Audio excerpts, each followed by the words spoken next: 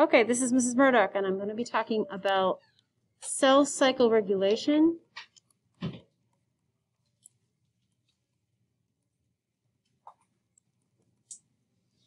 And this part is like the 9th grade part, right, that you remember from 9th grade. There's nothing really difficult here in terms of, you know, the cell goes through certain parts of its lifetime.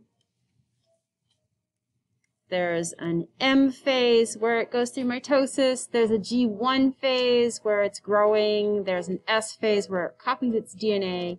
And then there's a G2 phase where it does a little bit more growing and preparing for cell division. And the cell goes this way and travels around through these life stages. And there are checkpoints at different parts. And the 3 checkpoints they talk about the most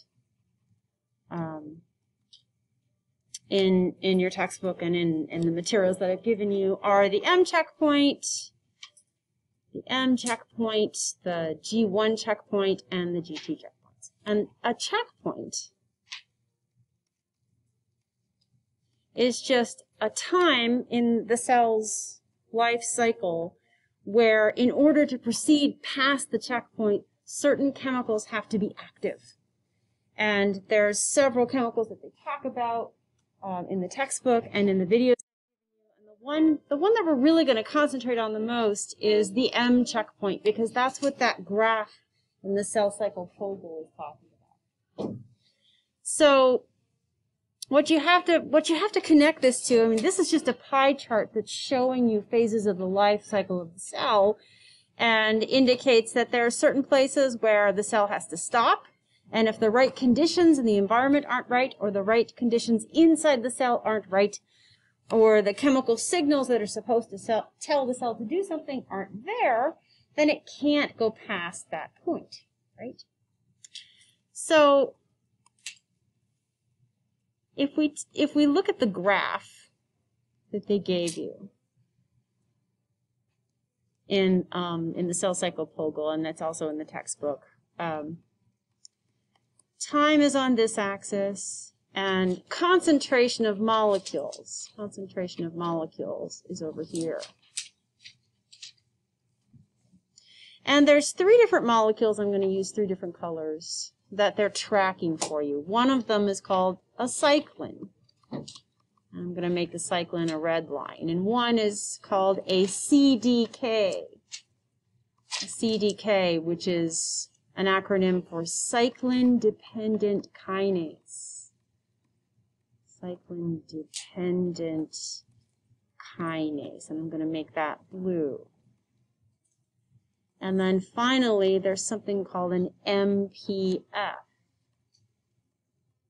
which stands for Maturation Promoting Factor.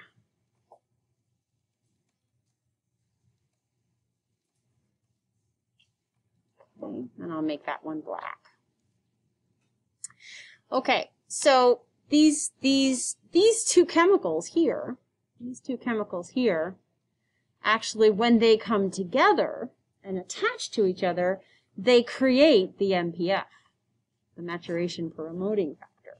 They're actually creating that 3rd one.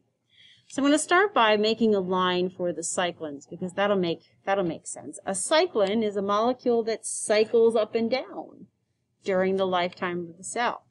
So it's going to raise up, and then it's going to decrease, and then it's going to go up again, and then it's going to decrease, and that's going to continue like that, right? So that's easy enough to remember. The word cyclin means goes in cycles, up and down and up and down, right? Then the CDK, which I'm going to make in blue, actually remains steady. Just stays steady. The cyclin just stays at the same level all the time. So it's the cyclin that, when it is in enough concentration at this point, right, this point right here, the cyclin, or the specific molecule, once it accumulates enough, it binds to the CDK, the cyclin-dependent kinase, right? And forms the MPF. So it's kind of like this. You have, if a CDK molecule looks like this, And a cyclin molecule looks like this. The cyclins, when they're present, when they develop and are concentrated enough, are attracted and go into that little space and form the maturation promoting factor. Now it's activated. And the other thing you need to know about a kinase, anything that has the word kinase at the end of it, any molecule that's a kinase, is a molecule that can stick phosphates on something. And what you should remember about anything that gets phosphorylated tends to become activated. That's a really good thing to remember. The cell cycling unit is all about that. All about activating and deactivating molecules that have tasks that they can do, but only when they're activated. So now you have a maturation promoting factor that I'm going to draw in black. So the concentration of the promoting factor follows the concentration of the cyclin. Because if the cyclin's there, then the maturation promoting factor is there. And if it's not there, the maturation promoting factor decreases. Right? So with this, with the MPF in play and activated, this is actually where mitosis happens. Right? Because we're really talking about one checkpoint only here. This particular checkpoint is the one we're talking about. So the conditions have to be right for the cyclin, this cyclin molecule, to increase in concentration. The cyclin molecule is a protein. It's a signal protein. And it's going to increase in the cytoplasm as a result of a gene being awakened in the nucleus. The gene is activated, and then protein synthesis comes from that. You remember the central dogma, maybe vaguely. we'll be considering a lot more in Unit 5. But the cyclin is going to fluctuate in concentration as a result of the gene that codes for it being activated. And that activated gene also gets signaled from something else. So there's always something telling something else to do something in order to make something happen. So that's really what all of the cell signaling unit is all about. Cell communication, right? Certain conditions stimulate this, which stimulates this, which then stimulates that. In any case, when the cyclins increase, you get this guy.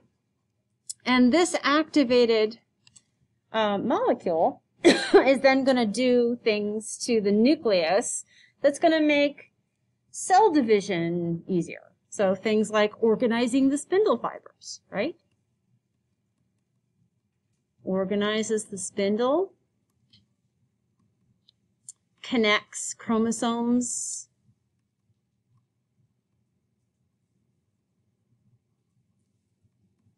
to the spindle. And it may even be involved in helping the nuclear membrane to dissolve so it's out of the way, so then the chromosomes can then be pulled apart through anaphase, right? So this is all about chemically prepping for mitosis. Okay, so that's really what I wanted to do. I wanted to kind of give you more of an explanation of these mysterious cyclins and CDKs. The specific ones involved in this checkpoint are the ones I just talked about. But each checkpoint, the G1 and the G2 checkpoint, are going to have also their own cyclins and CDKs, but they're going to be different. They're not going to be the same molecules. There's lots of different types of cyclins. There's lots of different types of CDKs. But until there's enough of one particular cyclin to bind with its CDK, none of the checkpoints can be passed until that happens. Does that make sense? Okay. All right. Thank you, and I hope that was helpful.